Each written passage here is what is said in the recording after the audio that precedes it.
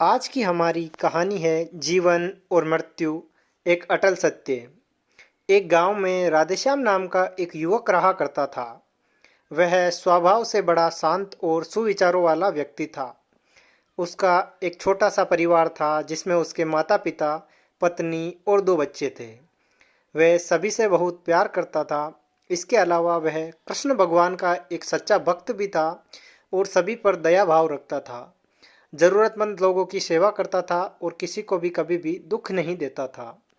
उसके इन्हीं गुणों के कारण कृष्ण भगवान उस पर बहुत प्रसन्न थे और सदैव उसके साथ रहते थे। और राधेश्याम अपने कृष्ण भगवान को देख भी सकता था और उनसे बात भी कर सकता था।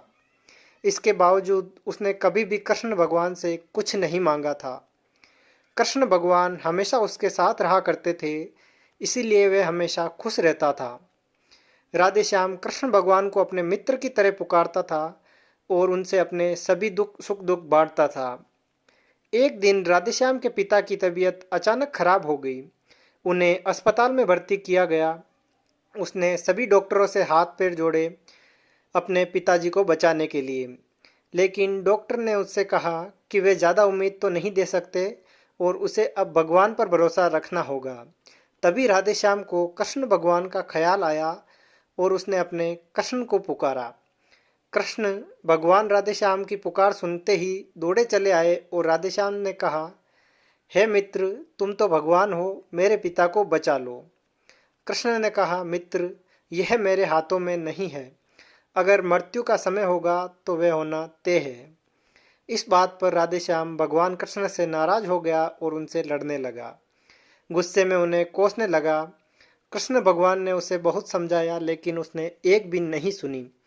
तब भगवान कृष्ण ने उससे पूछा कि मित्र, मैं तुम्हारी मदद कर सकता हूँ, लेकिन इसके लिए तुम्हें एक बहुत ही महत्वपूर्ण कार्य करना होगा।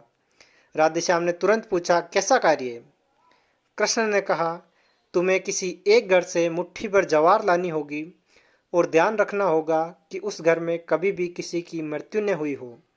राधेश्याम झट से हाँ बोलकर उस घर की तलाश में निकल गया। उसने कई दरवाजे खटखटाए। हर घर में जवार तो होती, लेकिन ऐसा कोई न होता जिसके परिवार में कोई मृत्यु न हुई हो। किसी का पिता, किसी का दादा, किसी का भाई, माँ, काकी या बहन, कोई ना कोई तो गुजरे हुए ही थे। 2 दिन तक भटकने के बाद भी राधेश्याम को एक भी घर ऐसा नहीं मिला जिसमें किसी की मृत्यु न हुई हो। तब उसे इस बात का एहसास हुआ कि मृत्यु एक अटल सत्य है और इसका सामना सभी को करना होता है। इससे कोई नहीं भाग सकता। राधेश्याम अपने इस स्वभाव के लिए कृष्ण भगवान से क्षमा मांगता है और निर्णय लेता है कि जब तक उसके पिता जीवित है वह उनकी सेवा करेगा। थोड़े दिनों के बाद राधेश्याम के पिता स्वर्ग सिधार जाते हैं। उसे दुख तो होता है, लेकिन कृष्ण भगवान की दी हुई सीख के कारण उसका मन शांत रहता है। दोस्तों, इसी प्रकार कई बार हम अपने किसी खास के चले जाने से इतना बेबस हो जाते हैं कि सामने खड़ा जीवन और उससे जुड़े लोग हमें दिखाई ही नहीं देते। ऐसे अंधकार से निकलना मुश्किल हो जाता है। जो मनुष्य मृत्यु के सत्य को स्वीकार कर लेता है उसका जीवन खुशहाल हो जाता है और उसे कभी भी कोई भी कष्ट नहीं तोड़ सकता। ऐसी ही एक और कहानी है जिसमें एक गुरु और एक शिष्य होते हैं। तो शिष्य गुरुजी से पूछता है कि गुरुजी, आपसे कभी कोई गलती क्यों नहीं होती? आप हमेशा खुश रहते हैं। अगर कोई आपके साथ गलत भी करता है तो भी आप उसे कुछ नहीं कहते। मैंने आपको कभी भी उदास और दुखी नहीं देखा। आप कभी भी किसी का दिल नहीं दुखाते, किसी के साथ कुछ गलत नहीं करते, लेकिन यह कैसे संभव है? इसके जवाब में गुरुजी ने उससे कहा, तुम यह सारी बात छोड़ो, मैं तुम्हें एक दुखद समाचार सुनाने जा रहा हूँ, तुम उस पर ध्यान दो। शिष्य ने पूछा, कौन सी सूचना या कौन से समाचार? गुरुजी बोले, अब तुम्हारे पास सिर्फ 24 घंटे बचे हैं। 24 घंटे बाद तुम्हारी मृत्यु हो जाएगी और तुम मर जाओगे।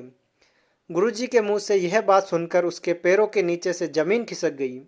वह थर थर कांपने लगा और रोने लगा। जब उसे पता चला कि उसके पास सिर्फ एक दिन बचा है तो उसने जिस जिस लोगों का दिल दुखाया है सबसे माफ़ी मांगने लगा। अपने घर वालों को प्यार देने लगा, लोगों में चीज़ें बांटने लगा, क्योंकि अब उसके पास बहुत ही कम समय बचा था और जिस किसी के साथ भी उसका गुस्सा था, शिकायत थी, वह सारी दूर हो गई। अगले दिन खुद गुरुजी उसके घर पहुंचे और उससे पूछा, बताओ कि कल से लेकर अब तक तुमने कोई गलत काम किया या किसी से कोई झगड़ा किया, मन में किसी से कोई शिकायत रही, कोई पाप किया, किसी का दिल दुखाया। तो वह बोला, गुरुजी, मौत मेरे सर पे खड़ी है, मैं किसी के साथ कैसे गलत कर सकता हूँ। मैंने सबसे माफ़ी मांग ली और सबको माफ़ कर दिया। अब मैं मरने ही वाला हूँ तो मुझे ज़िंदगी से क्या शिकायत हो सकती है। गुरुजी ने उससे कहा, यही तेरे सवाल का जवाब है।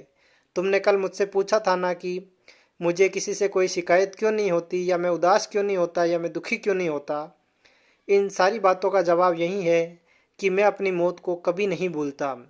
मुझे यह हमेशा याद रहता है कि मेरे पास लिमिटेड टाइम है, मैं यहाँ कुछ समय के लिए ही आया हूँ, और जो भी समय मेरे पास बचा है वह रोने में, दुखी होने में, शिकायत करने में, लोगों के साथ गलत व्यवहार करने में क्यों ख़त्म करूं। ज़िंदगी में जो भी वक्त मेरे पास बचा है उसे मैं खुशी से गुजारूं। मैं अपने वक्त से खुद को और लोगों को ज़्यादा से ज़्यादा खुशियाँ दे सकूं। काश हमें भी इस बात का एहसास हो जाए कि जो ज़िंदगी हमें मिली है वह हमें हमेशा के लिए नहीं मिली है। जैसे हर एक चीज़ की एक एक्सपायरी डेट होती है, वैसे हमारे शरीर की भी एक एक्सपायरी डेट है। एक न एक दिन मृत्यु आनी ही है। धन्यवाद।